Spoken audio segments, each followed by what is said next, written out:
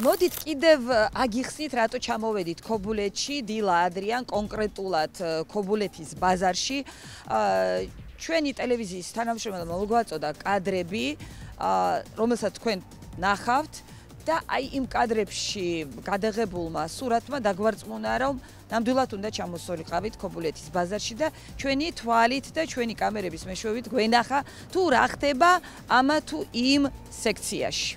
ქობულეთის ბაზრის პირველი ობიექტია ხორცის მაღაზია, აი როგორც აქ წერია ახალი ხორცი და მოდით შევიხედოთ ახლა და ვნახოთ როგორი ხორცი იყიდება ამ მაღაზიაში. საიდან მოგაქვთ ხორცის არეალიზაციოთ? საბუთიც გაქვთ, კი ბატონო, მანქანის ნომერიც ატვირთულია. კი, ეს არის საქონლის ხორცი, 151 კილოგრამი. კი ბატონო. კი ბატონო, ღორზეც გაქვთ საბუთი და საიდან მოგაქვთ ბატონო, სხვადასხვა სასაკლოვებიცო თუ ერთი კონკრეტულიდან? სხვადასხვა სასაკლოვებიდან, სადაც ძლიერი ხორცია. სადაც მოგეწონებათ ხორცი? არის ოზურგეთის სასაკლოვოდანაც. თქვენი სახელი? ჯემალი, ახალ საქონლზე. ბატონო ჯემალ. ხორცზე პრეტენზია არ მაქვს, უყურებ რომ ახალი კარგი ხორცია და ფორმა ნომერი 2-ით თავისი საინფორმაციო ყველაფრით აბსოლუტურად ამას ადასტურებს. მაგრამ აი ასეთი დაფებზე დამუშავება ხორცის დამლაგებელი ხო, მაგრამ აი თქვენ ნახეთ დამლაგებლის მოსვლამდე, აი თქვენ ეს ყველაფერი აი ნახეთ უკანა მხრიდან, ნახეთ ბატონო ჯემალას გავს, კიდე წინა მხრიდან. ეს გამოცვალეთ, ამაზე დამუშავება ხორცის არ შეიძლება. კიდევ ერთი კითხვა მაქვს. რამდენად მარილით ხშირად ამუშავებთ? ყოველ საღამოს. ხეკვას თუ აკეთებთ? ყოველ საღამოს ამით მინდება, ასე ინდაანზე შეიძლება დატოვება. არის თავისუფალი. კარგით, იმედია მასე შვებით, იმიტომ რომ მე ცოტა ეჭვი შემეპარა. მანქანას რატო არ ეცხავ? მანქანას ვერ ეცხავ, ამას ვხსნი. არა, ყოველი ადამიანის არა, ყოველ საღამოს არასწორია. ბატონო ჯემალ, ეს ყოველი მომხმარებლის მერე უნდა დამუშავდეს. აი, ნახეთ, ახალი და ძველი ხორცი.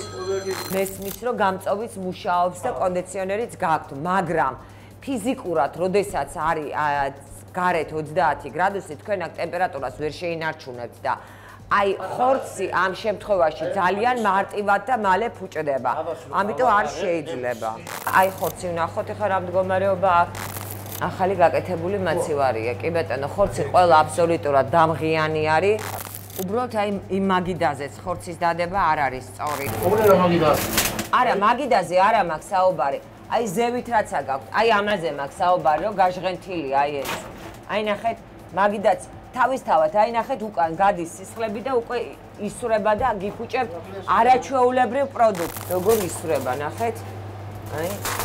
აი.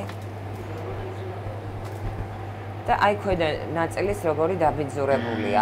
ბევრად უკეთესია, რომ უჟანგავი იყოს, ან ისეთი ზედაპირი იყოს, რომელიც ადვილად რეცხვა დეზინფექციას ექვემდებარება.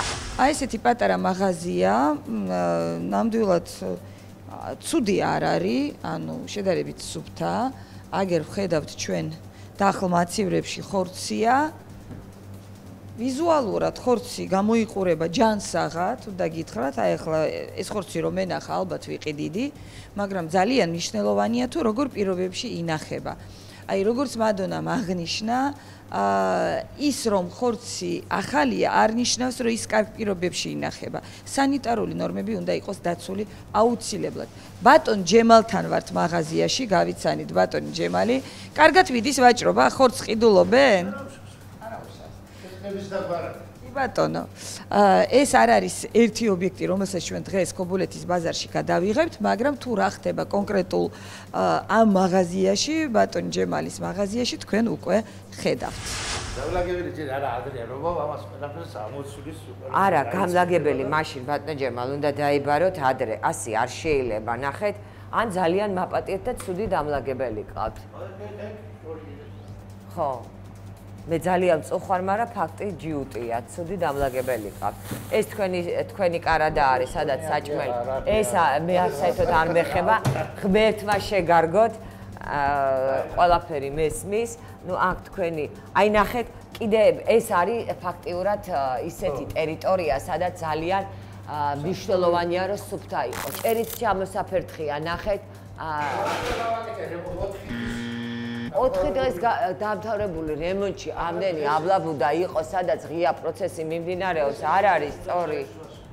აი ესეც უნდა ბოლომდე უნდა გაკეთდეს, მაგიდები უნდა დასუფთავდეს. აი ნახეთ, პროდუქტი და ეს მართალია, ეხლა გამოიღეთ თქვენ და ეს არ ყოფილა შეხებაში და ეს მე გთხოვეთ და გამოიტანეთ და მოინაცვლეთ ხელი, მაგრამ ტილოს, აი მაგიდის ტილო არ უნდა იყოს იმ მოსახმარ ინვენტართან, რომელსაც ხმარობთ. მით უმეტეს ძალიან მძაფრი და აყროლებული სუნი აქვს. აი ტილოს სუნი ეხლა ცხვირი წამაძრო, ნახეთ რა სუნი აქვს. ამას ვინმე რეცხავს? დამლაგებელი არ არის და არ აყავს და რომ ეს საათზე მოდის, ხორცს ყიდულობს ადამიანი დილას. ესეთ მდგომარეობაში გქონდეთ აქანდაზი და ცოცხი, აი ამან რა უნდა დაასუფთავოს, ეს თუ დააბინძურებს რამეს. არა, სანიტარული ნორმები თქვენთან დაცული ვერანაირად ვერ არის. ხორცი გაქვთ ძალიან კარგი, მაგრამ არ ხორცს უნდა შესაბამისი მიხედვა. ძალიან წუხვარ.